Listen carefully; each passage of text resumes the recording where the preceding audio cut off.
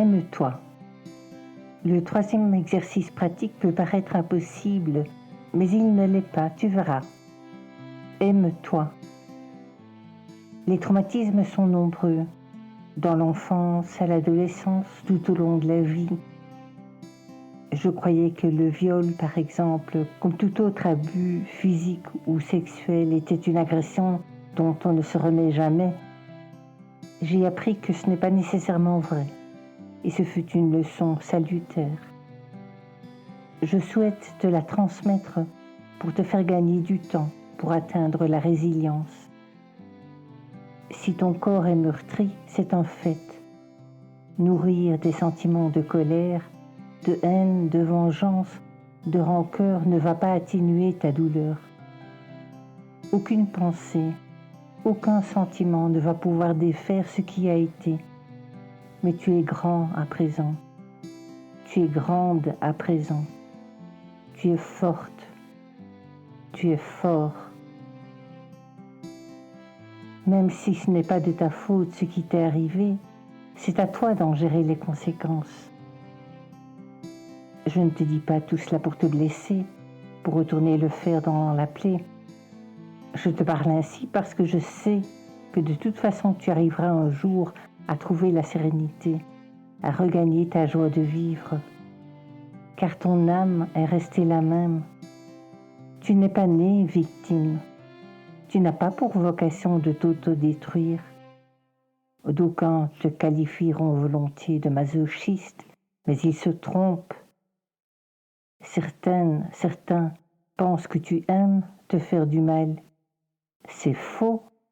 Tu n'aimes pas te faire du mal. Tu ne veux pas culpabiliser et te faire du mal. Ce que tu veux, tout au fond de toi, c'est que tout cela n'ait jamais existé. Tu aurais voulu être protégé, mais tes protecteurs de naissance ou ta communauté ont failli à leur mission. C'est fait, c'est une réalité, et c'est du passé. Blesser ton corps te donne l'impression d'atténuer un peu la douleur mentale, la souffrance intérieure, mais ton âme ne souffre pas. Je vais probablement te choquer, mais celle qui est le plus à plaindre, c'est le bourreau, pas la victime. Toi, tu es resté pur. Ton âme est restée pure. Tu n'as rien fait de mal, strictement rien. Pense-y. C'est terrible de porter atteinte à l'intégrité physique d'un autre être vivant. Comment vivre avec ça après? Comment vivre avec cette culpabilité sur la conscience? Lui, elle, a blessé son âme. Et tôt ou tard, à moins d'une maladie mentale, sa conscience va s'éveiller. Mais je ne me préoccupe pas des bourreaux. À présent, la solution est d'en parler, de préférence avec des professionnels ou toute personne bienveillante, avec détachement. Ne pas garder cela pour toi, pour éduquer les jeunes, pour éduquer les autres, pour éveiller les consciences, ou pas. Tu es une survivante, tu es un survivant, et nous le sommes toutes et tous en vérité. Chacune de nous avons subi, subissons ou subirons un jour une souffrance paraissant insurmontable. Perdre un enfant pour un père, pour une mère par exemple, est tellement contre nature. Ou perdre un proche, perdre un membre, le sens de la vue, l'ouïe, etc. Nous avons toutes et tous nos deuils à faire au cours d'une vie. Ils font partie de la vie, de la mort. Le secret est que si tu y survis, c'est que tu as la force en toi d'avancer. Chuter n'est rien. Ce qui compte, c'est de se relever et de porter fièrement tes cicatrices, sans ostentation, pour aider les autres à se relever de leur deuil. L'important n'est pas ce que l'on a fait de toi. L'important, c'est ce que tu vas faire de ce que l'on a fait de toi, de ce que la vie a fait de toi. Souviens-toi, tu es toujours responsable de la façon dont tu réagis à l'événement, quel qu'il soit. Tu éprouves peut-être des difficultés à t'aimer, à aimer ton corps depuis ton agression, ton traumatisme. C'est humain, normal et compréhensible. On dit généralement qu'un enfant blessé dans son intégrité ne cesse pas d'aimer ses parents. Il cesse de s'aimer lui-même. Tu as peut-être déjà entendu cette recommandation qui te paraît indubitablement inaccessible.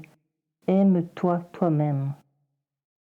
Pendant des années, on m'a seriné qu'il est impossible d'être aimé si on ne s'aime pas soi-même. Je sais combien il est terriblement déprimant de ne pas y parvenir. Et l'on condamne tant de gens à se sentir mal aimés par cette recommandation. J'ai trouvé un moyen tout simple pour y arriver.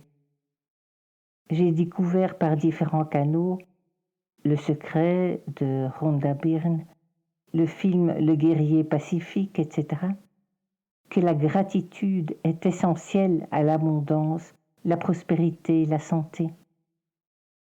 Une idée pour parvenir à augmenter notre bien-être, c'est de nous réjouir de ce que nous avons déjà.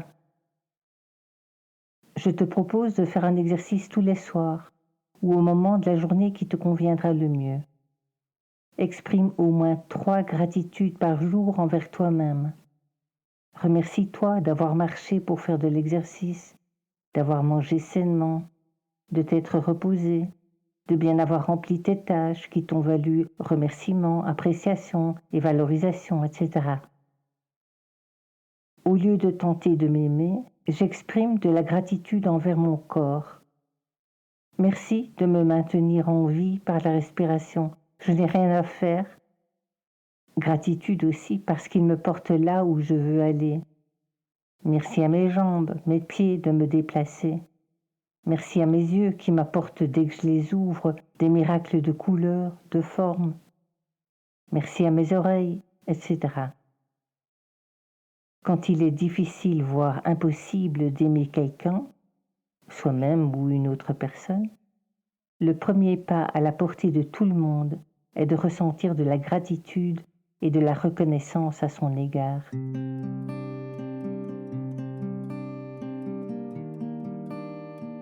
Y compris ton enfant, toi.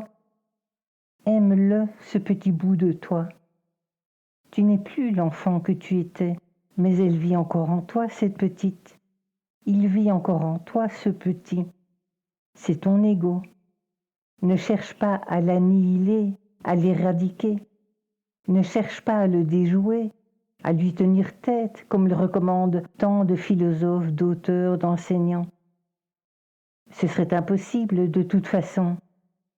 Elle ou il fait partie intégrante de toi, comme pour tous les êtres humains. La clé, c'est de l'accepter comme le reste de ce qui est en nous. Une fois de plus, accepter est difficile, mais ce l'est moins si l'on se voit comme un petit enfant innocent. Un petit enfant qui s'énerve, qui est triste, qui se dévalorise à ses propres yeux. Concrètement, j'imagine une gamine assise par terre, les joues rouges, les sourcils froncés, en colère contre elle-même, tourmentée par des pensées négatives. Je suis nulle, je n'y arriverai jamais, parce qu'elle n'est pas capable de lasser ses chaussures alors qu'elle voit les autres le faire aisément. Nous qui la voyons, nous ne penserions jamais à la juger, à la rejeter, à lui dire que c'est une empotée. Nous lui montrons, nous l'apaisons, nous l'encourageons parce que nous savons qu'à force de s'exercer, elle y arrivera. La clé, c'est de ne pas juger, ni se juger soi-même, ni juger les autres, tout en sachant que personne n'est parfait. Je blesse encore l'enfant qui est en moi. Je blesse ceux qui m'entourent. Mais je le vois, j'en prends conscience et j'essaye de rectifier. Et puis je me dis, je ferai mieux la prochaine fois. Un acte de bonté à la fois. J'écoutais depuis plusieurs jours une méditation dans laquelle la dame décrit notre anxiété comme un tout petit enfant blotti au fond de nous, qui a peur et qu'elle nous invite à prendre dans nos bras pour le calmer. Une nuit, j'ai rêvé d'un nouveau-né que l'on me mettait de force dans les bras alors que je jardinais, qu'on m'avait attribué une tâche qui ne relevait absolument pas de mes fonctions. Je stressais, je pestais, on me conseillait d'arrêter, on me reprochait de m'être laissé faire. Tu aurais dû refuser, moi j'aurais refusé, ce n'est pas à toi de faire ça. Au début, je portais simplement cette toute petite fille sur mon bras droit, que je tenais serrée contre mon ventre, sa tête levée au creux de mon coude. Un moment, j'ai eu besoin de mes deux mains.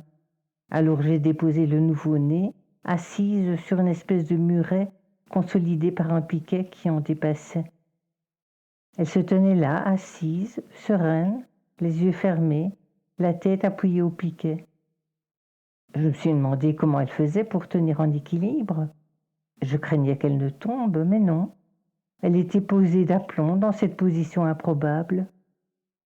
J'ai poursuivi ma tâche en relevant la tête de temps en temps pour jeter un œil à cette petite poupée aux cheveux fournis, totalement imperturbable. Ma fille aînée a stressé et a angoissé à en perdre la santé dans sa dernière ligne droite pour décrocher son diplôme universitaire. Une personne qui avait promis de lui téléphoner tel jour pour l'aider avec son mémoire ne l'a pas fait. Myriam, persuadée que tous ses professeurs ne se préoccupent pas d'elle, la laisse tomber, apprend soudain que la personne en question était malade. Comme je dis et répète à mes filles lorsqu'elles reçoivent la confirmation qu'elles n'ont pas été jugées comme elles le craignaient, tu vois, c'est bien de prendre conscience que la peur est une pensée produite par ton mental. C'est ton enfant, toi, qui a peur. Il ne faut pas chercher à l'éradiquer, on l'adore, cette petite enfant, toi. La peur n'est pas la réalité, c'est une illusion, exactement comme une illusion d'optique. Il faut juste changer de regard, c'est facile. Alors la joie de vivre peut refaire surface.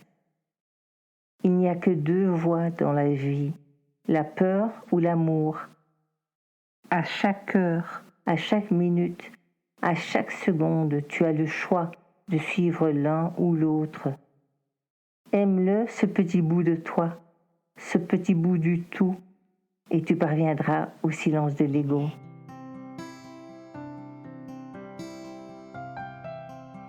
So deep in my soul lights a flame. It's called hope and no one can blow it out. This light I will share with you all. It's my love that can make you do the same. You know that's not just in some of us. You too have a flame in you, 'cause light's in everybody. If you let your light shine, you'll see people all around you will do the same. Love is our life's legacy. Do not doubt, just look at what I became. You know light's not just in some of us. You do have a flame inside you. So if we can trust one another, trust me, love is the greatest gift ever. So why don't you all shine with me? Shed your light all around you and you'll see. You know light's not just in some of us, 'cause light is in everybody. You too have a flame inside you, 'cause love is for everybody. So deep in my young soul lights a flame. It's called hope and nothing, no one can blow it out. And if you can trust me, you'll see